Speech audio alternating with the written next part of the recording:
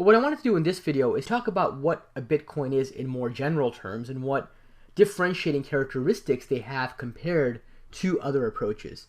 So for starters, Bitcoin is just an electronic payment system. And by electronic payment system, I mean it's just a vehicle, a conduit by which two parties can transact over the internet. I call these parties Alice and Bob. And let's say Alice, for whatever reason, wants to give money to Bob over the internet. And this may be because she owes Bob money, or maybe Bob is a merchant and Alice is buying something from Bob, or maybe Bob is a not-for-profit and Alice is making a donation to Bob. So there could be many reasons why Alice is trying to pay Bob over the internet in some capacity. Now, if Bob is willing to accept Bitcoins, which are a form of electronic payments, then Alice can go ahead and send Bob some value in Bitcoins. And really, a Bitcoin transaction between Alice and Bob amounts to a specially constructed sequence of numbers that Alice will basically send over to Bob. And this will be done entirely over the internet. These numbers will have certain mathematical properties that make it hard for someone to really defraud the system or to conduct some type of nefarious action on the system. And the way that Alice is actually going to conduct this transaction in practice is either by installing a special piece of software, which we call a Bitcoin client, or she can work with a third-party service that can handle these mechanics for her. But in either case, either the client or the service is going to generate these numbers for Alice. And on the flip side, Bob will also typically either have a piece of software installed, or he'll use a third-party service that will take these numbers and allow him to do something else with those numbers. For example, Bob can in turn buy something of his own with those numbers, or he can trade those numbers in for real money, and so on and so forth. All right. Now, one of the first questions you might have, and I kind of alluded to this earlier, is why would Bob even want to accept Bitcoins in the first place? After all, a Bitcoin is just a bunch of numbers. What intrinsic value would it conceivably have? And it turns out, quite surprisingly, that Bitcoins actually have real-world value. There are more and more merchants popping up each day who accept Bitcoins for transactions. There are also Bitcoin exchanges, places where you can go and exchange Bitcoins for more mainstream currencies. And some of these exchanges include, the major one is one called Mt. Gox. And at Mt. Gox, you can exchange a Bitcoin for a euro, a yen, a dollar, and so on and so forth. Now, the current price of a Bitcoin, the current value of a Bitcoin in US dollars as of this video is approximately 100 US dollars per Bitcoin. That number is fluctuating. This is the new currency, and there's going to be some fluctuation, but as people understand the currency better, the hope is that that fluctuation will decrease. But I think ultimately the thing to keep in mind is that the value of a Bitcoin is going to be derived from the faith that you have in the value of what you can procure with that Bitcoin. It's just like you would for a dollar, a euro, or a yen. The faith that you have in that currency's value is how you value that currency.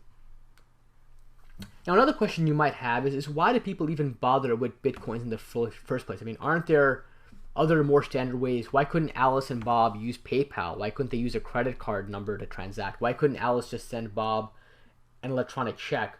Why not use one of these other approaches that are more well understood, that are more mainstream, that are more established? Why on earth would you possibly want to mess with a good thing? So it turns out that there are a few properties of Bitcoins that are worth noting. And for starters, there's privacy. It turns out that within the Bitcoin ecosystem, within the Bitcoin network, people can transact without divulging who they are in the real world. From the perspective of Bitcoin, Alice's identity is going to be a sequence of numbers. And that sequence of numbers is effectively going to function like a pseudonym for Alice. And that sequence of numbers has nothing to do with her real world identity. Nobody needs to know this is Alice transacting. All they need to worry about is her pseudonym within the system. And this is kind of, but not quite, like what you would get if you bought something using cash. In that capacity, when you buy something using cash, then you don't have to provide any details or proof regarding who you are in the real world. And that's different from, let's say, using a credit card where you have to provide your name and your billing address and so on, or let's say providing an electronic check where you need to tie that electronic check typically to your bank account details. Okay.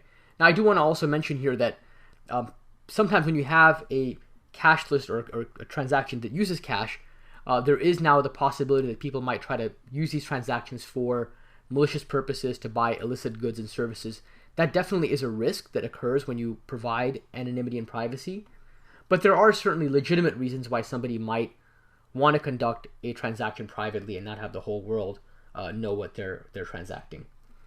Another property of Bitcoin is that it's open. Literally anyone can get involved. Literally anyone who has an internet connection can make a Bitcoin transaction. And all you need to do to get started, as I alluded to earlier, is download this special Bitcoin client. And the Bitcoin client, or for that matter, you can use a service like Mt. Gox, which will effectively do the same work as a client for you. But the short of it is that anyone who has a Bitcoin client or who has an account with an exchange like Mt. Gox can engage in Bitcoin transactions. That transaction, the details of it, the mechanics of it will be transparent to the user. All the user has to worry about, all Alice needs to worry about is how much money she has and whether she can give that money to Bob. The actual software underneath will take care of all the underlying mechanics of making that transaction work. Now this is different. I mean, when you think about a traditional currency like a dollar, if I want to transact something online, typically I need a bank account, I need a credit card, and so on and so forth. Then we often take it for granted that there are people out there who may not have access to a credit card, who may not have a bank account. For example, in the United States alone, it turns out, and I just looked this up, the number of households without a bank account, I read it, is somewhere north of about 8%. So it's pretty high. There are a lot of people out there who wouldn't be able to conduct a traditional internet transaction, but who can conduct a transaction using Bitcoin. And by the way, there are people using Bitcoin all over the world. And literally, it doesn't matter where you are in the world, as long as you have an internet connection, you can start transacting Bitcoins. Now, another property of Bitcoin that's worth mentioning is that it's decentralized. There's no bank or centralized entity that can really control what's happening in the Bitcoin ecosystem. It's all done in this kind of ad hoc fashion. And what that means is that when you do a transaction, when Alice transacts with Bob over the internet, that transaction doesn't have to go through a third party. There's no bank that gets in the way of that transaction. And that can have certain benefits as well. For example, that means that no one entity can directly control the money supply of Bitcoins and so on. That also means that no one entity can, let's say, seize your assets, or for that matter, no one entity can reverse a transaction, which is definitely desirable for certain merchants. Some merchants might not be able to conduct business online because of fraud concerns. And if you have a system where the transactions cannot be charged back easily, then from the merchant's perspective, they may be able to inhibit fraud, and thereby that might enable their business entirely online.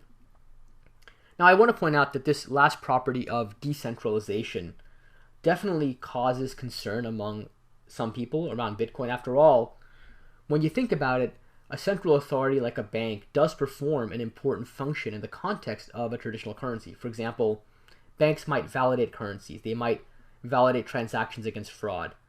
Now, in Bitcoin, this validation is basically done in a decentralized way by the other parties, the other nodes in the Bitcoin network. Now, the goal of the remaining videos in this series is to walk through the underlying mechanics of Bitcoin transactions and really how they're validated, even though the system is decentralized. And there are some pretty amazing techniques that are used to make all of this work. So I suspect that at this point, you may have a ton of questions about Bitcoin, and that's entirely to be expected. Bitcoin is a very complex protocol. It has many moving parts. And I think it's critical when you're trying to understand something as complex and wrap your head around something as sophisticated as Bitcoin. It's important to get exposed to all of the parts first so that you can ultimately get a flavor for how they fit together. And hopefully the other videos in this series will help you to understand these different parts and along the way address many of the questions that you might have.